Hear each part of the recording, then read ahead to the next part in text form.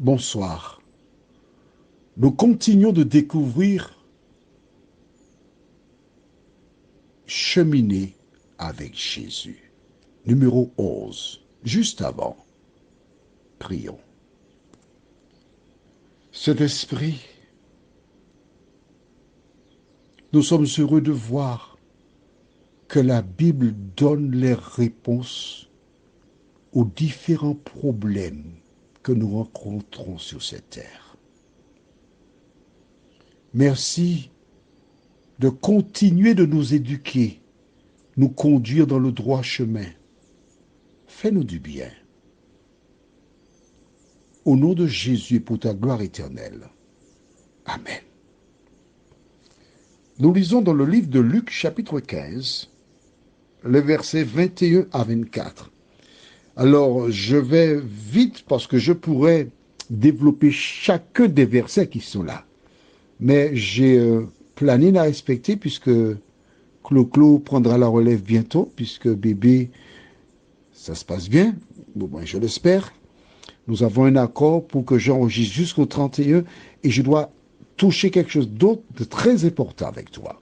Lisons versets 21 à 24. Le fils lui dit, « Mon père, j'ai péché contre le ciel et contre toi.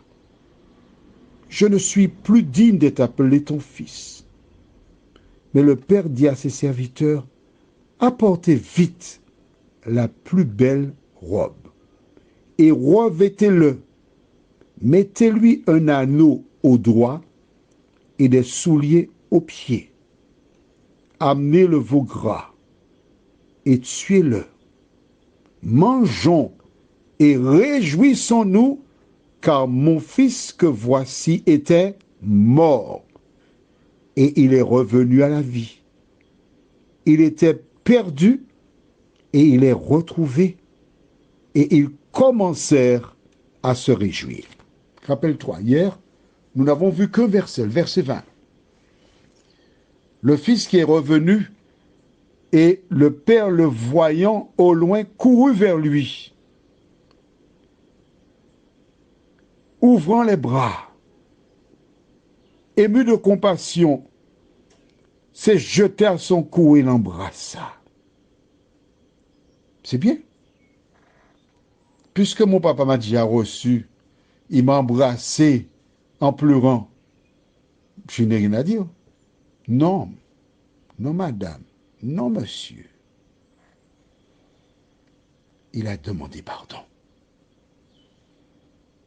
Il n'est pas revenu. Bon ben, j'étais parti, maintenant je suis de retour. Même voilà, papa.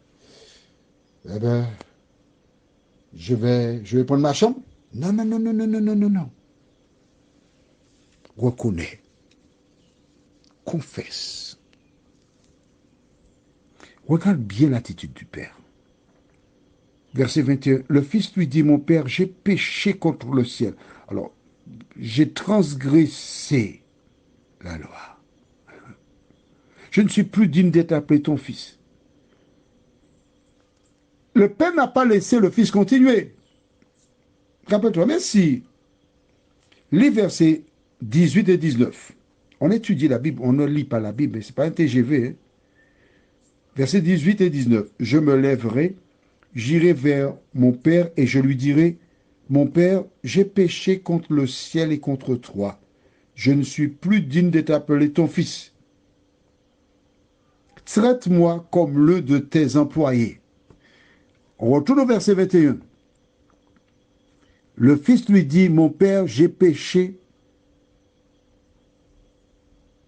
contre le ciel et contre toi. Je ne suis plus digne d'être appelé ton fils. Il n'a pas eu le temps de finir sa confession que le père a embrayé. Mais le père dit à ses serviteurs, hey, il n'a même pas dit qu'il a comme mon fils. Non, non, hein? D'accord. Que dit-il aux serviteurs? Un, apportez vite la plus belle robe. En ce temps-là, attention, je te vois venir, oui. Je te connais. La plus belle robe. Tu penses qu'il était à voir la vapeur? Mais non, non, non, non, non. En ce temps-là, les gens s'habillaient ainsi. Apportez la plus belle robe. Un. Mais pour mettre la plus belle robe, il fallait qu'il fasse quoi?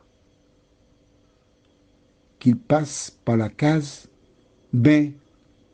Mais oui, il vivait avec les porcs, il voulait même manger la nourriture des porcs, il sentait. Donc il fallait qu'il se baigne. Vois-tu, lorsque quelqu'un est dans la maison de Dieu, il laisse la maison de Dieu, part dans le monde, vit dans le monde, dans la débauche, et qu'elle souhaite revenir à la maison, elle doit passer par la case bain, bain, B-A-I-N, mais qui représente bain, B-A-P-T-E-M-E, accent circonflexe, baptême, où il commence une nouvelle relation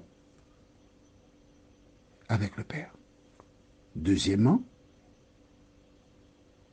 mettez-lui un anneau au doigt. C'est avec l'anneau qu'on signait. Donc, il n'était plus maintenant, c'est pas mercenaire, hein, c'est actionnaire. Et troisièmement, et des souliers aux pieds. En ce temps-là, les serviteurs, les kidam, marchaient pieds nus. Mais lorsque tu appartenais à une famille, tu portais des chaussures. Mettez-lui des chaussures aux pieds. Vois-tu, il a retrouvé sa place avant son départ. C'est bon pour toi? Mais as-tu noté? Le Père a ordonné qu'on se réjouisse. Pourquoi? Dis-moi, réfléchis. Lis le verset 24. Car mon fils que voici était mort. Le fait de laisser la maison du Père, tu es mort. Toi qui m'écoutes là, tu es peut-être morte ou mort. Tu respires, d'accord, mais aux yeux de Dieu, tu es mort. Et il est revenu à la vie. Il était perdu. Et il est retrouvé. Et ils commencèrent à se réjouir. Allons au livre de 1 Timothée chapitre 5. Tu as bien vu, la Bible dit, il était mort. 1 Timothée chapitre 5. Et nous lisons verset 6. Je t'ai dit que tu es un lecteur de la Bible, tu es en cours universitaire. Hein? Nous lisons 1 Timothée 5, verset 6. Mais celle qui vit dans les plaisirs est morte, quoique vivante. Eh oui. Il était dans la débauche, il était dans les plaisirs, dans tout ce que tu veux. La Bible dit que toutes celles et ceux qui sont dans les plaisirs sont aux yeux de Dieu décédés. Ils sont morts. Pourquoi? Mais parce qu'ils ont choisi le chemin du diable. Le chemin du diable, c'est quoi? Écrit dans le cahier. Deutéronome 30, verset 15. Vois, je mets aujourd'hui devant toi la vie et le bien, la mort et le mal. La mort et le mal. Quand tu fais le mal, tu as déjà un pied dans la tombe. Prions. Notre Seigneur et notre Dieu, merci pour la parole.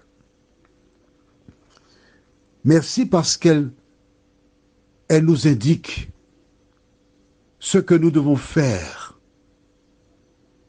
Elle nous révèle notre position par rapport à toi. Merci de continuer de nous éclairer, de nous vivifier.